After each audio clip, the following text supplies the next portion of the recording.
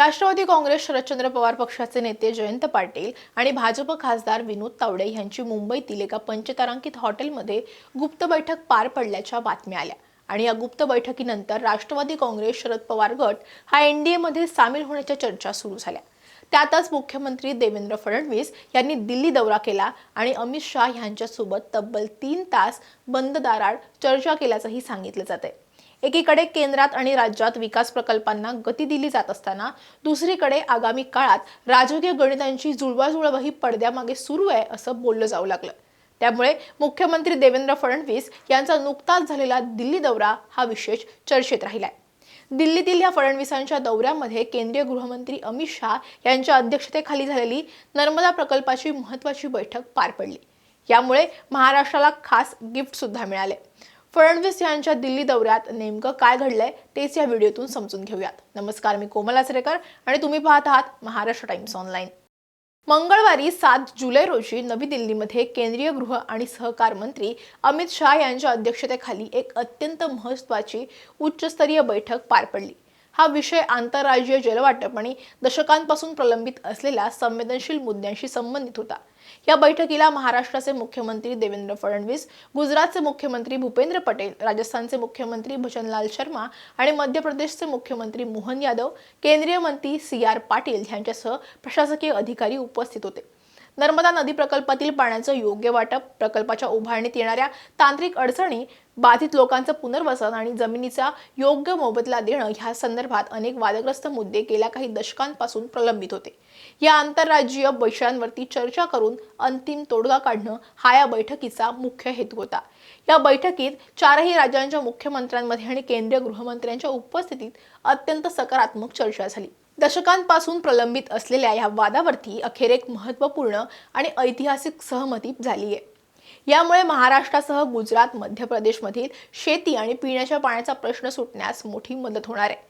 यासोबतच महाराष्ट्राला 10 TMC पाणी मिळण्याचा मार्ग सुद्धा मोकळा झाला असून यापैकी 5 TMC पाणी उकाई धरणातून उचलण्याबाबतही या बैठकीत अनुकूल निर्णय झाल्याची माहिती मुख्यमंत्री देवेंद्र फडणवीस यांनी बैठकीनंतर दिली आहे।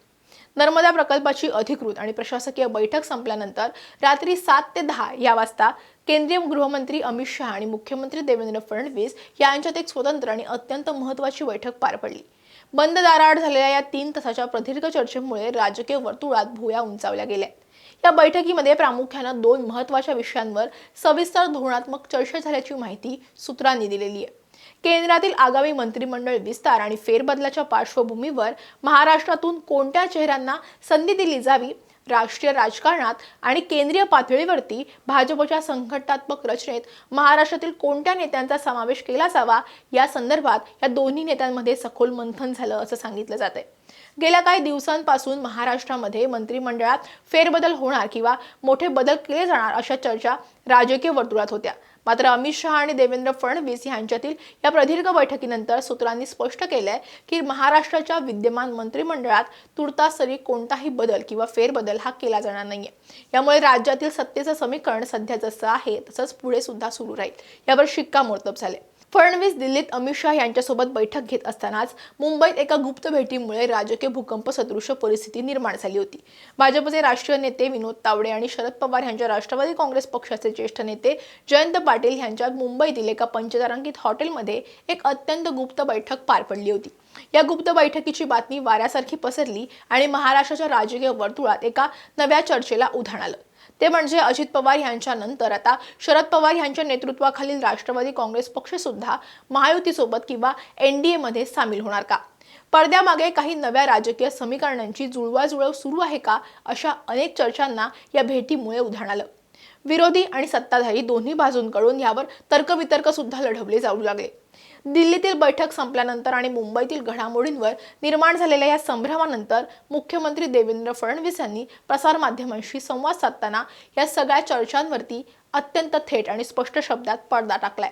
राष्ट्रवादी काँग्रेस शरद पवार गट महायुतीमधील सहभागाबद्दल आणि आमदारांच्या फोडाफोडीबद्दल फडणवीस यांनी अत्यंत महत्त्वाचे 3 मुद्दे मांडले। देवेंद्र फडणवीस यांनी अत्यंत स्पष्ट शब्दात सांगितले की महाराष्ट्रातून एनडीए मध्ये कुठलाही नवीन पक्ष सामील होणार नाहीये। सध्या महायुतीमध्ये जे पक्ष एकत्र आहेत तेच पक्ष एनडीए मध्ये राहतील। कुठल्याही नवीन पक्षाला एनडीए मध्ये घेण्याबाबत आमची कोणतीही चर्चा सुरू नाही आणि भविष्यातही असा कोणताही विचार नाही. त्यांच्या या विधानामुळे शरद पवार गटाच्या सत्तेत येण्याच्या चर्चा पूर्णपणे फेटाळल्या गेल्यात. अनेकदा भाजपवर विरोधकांचे पक्ष फोडल्याचा आरोप केला जातो. या पार्श्वभूमीवर बोलताना फडणवीस म्हणाले, आम्ही शरद पवारांच्या सोबतच्या कोणालाही फोडण्याचा प्रयत्न करत नाही आहोत. जे आमदार किंवा खासदार सध्या शरद पवार यांच्या पक्षासोबत आहेत ते प्रामाणिक आहेत आणि त्यापैकी कोणालाही आमच्या बाजूने खेचण्याचा किंवा फोडण्याचा आमचा कोणताही प्रयत्न नाहीये. राजकीय नेत्यांच्या भेटीगाठींवर बोलताना त्यांनी हे सुद्धा स्पष्ट केलं की वेगवेगळ्या पक्षांचे नेते अनेकदा सामाजिक, कौटुंबिक किंवा अनौपचारिक कारणांसाठी भेटत असतात. प्रत्येक भेटीमागे काहीतरी राजकीय समीकरण किंवा सत्तापालट असतोच असं नाही. त्यामुळे तावडे आणि जयंत पाटील यांच्या भेटीला राजकीय चष्म्यातून बघण्याची गरज नाही असे संकेत त्यांनी दिलेत. मुख्यमंत्र्यांचा हा दिल्ली दौरा प्रशासकीय दृष्ट्या नर्मदा प्रकल्पाच्या रूपाने अत्यंत यशस्वी ठरलाय आणि प्रलंबित पाणी प्रश्न सुटण्याच्या मार्गावर आहे. तर दुसरीकडे अमित शहा यांच्यासोबत झालेल्या बंद दाराआडच्या चर्चेतून राज्यातील मंत्रिमंडळ स्थिर राहणार असल्याचं स्पष्ट झालंय. सर्वात महत्त्वाचं म्हणजे मुंबईत सुरू असलेल्या राजकीय चर्चांना दिल्लीतून पूर्णविराम देत फडणवीस यांनी महायुतीचे सध्याचे स्वरूप स्पष्ट केले. महायुतीमध्ये कोणत्याही नव्या पक्षाला, विशेषतः शरद पवार यांच्या राष्ट्रवादीला थारा दिला जाणार नाही आणि मित्रपक्षांना सोबत घेऊनच आगामी काळाची वाटचाल केली जाईल हा स्पष्ट संदेश फडणवीस यांनी दिलाय आणि आपल्या विधानातून त्यांनी स्पष्ट केलंय. त्यामुळे तुर्तास तरी ह्या चर्चांना आता पूर्णविराम मिळालाय. खरंच शरद पवारांची राष्ट्रवादी एनडीए मध्ये सामील होईल का, याविषयी तुम्हाला काय वाटतं ते कमेंटमध्ये नक्की सांगा. व्हिडिओ आवडला असेल तर लाईक आणि शेअर करायला विसरू नका. असेच व्हिडिओ पाहण्यासाठी महाराष्ट्र टाइम्सचं यूट्यूब चॅनल सबस्क्राईब करा. आम्हाला इन्स्टा, फेसबुकवरती फॉलो करा आणि हा व्हिडिओ शेवटपर्यंत पाहिलात त्यासाठी धन्यवाद.